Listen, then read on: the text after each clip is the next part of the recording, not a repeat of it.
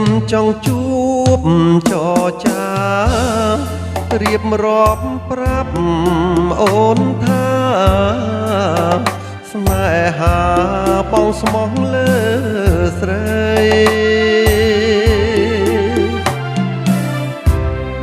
សូ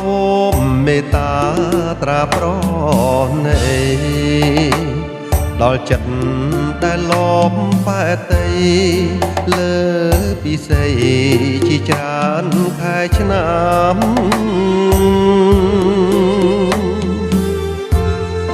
អូនដឹងទេពេលហើយយប់ថ្ងៃបងកេងព្រួយខ្លួនមួយយល់តែក្រៀមក្រំខ្យល់បក់មកនាំយកអារម្មណ៍រាល់ថ្ងៃរស់ឥតត្រនំទ្រូងរំដំក្រៀមក្រំខ្លោចតា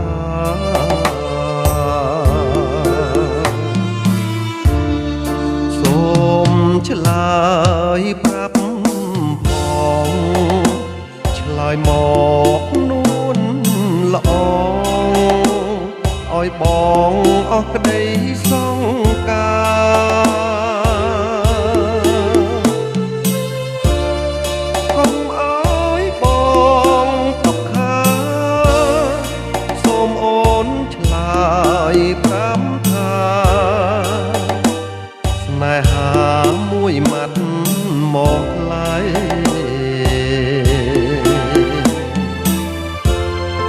នេះជាគ្រាបាញ់ចប់សូមអូនឆ្លើយប្រញាប់ប្រាប់មកពីសេ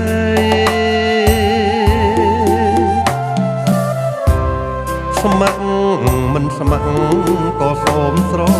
ដីកុំឲ្យបងព្រួយរីងរៃឲ្យសាស្ត្រីមិនព្រមឆ្លើយបង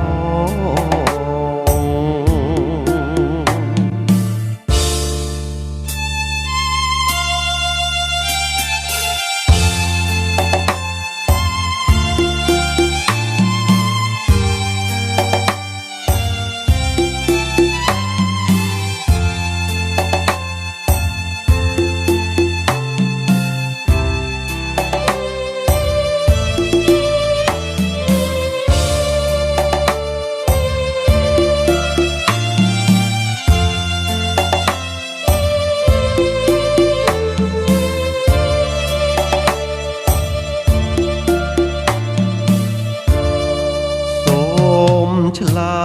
យប្រាប់ផងឆ្លើយមកនួនល្អឲ្យបងអស់ក្តីសង្ការកុំឲ្យប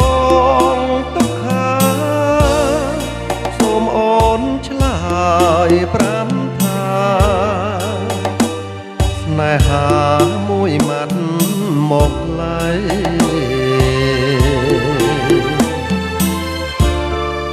នេះជាគ្រាបាញ់ចប់សូមអូនឆ្លើយប្រញាប់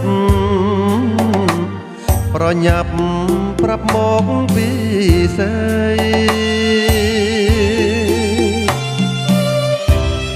ស្ម័គ្រមិនស្ម័គ្រក៏សូមស្រដី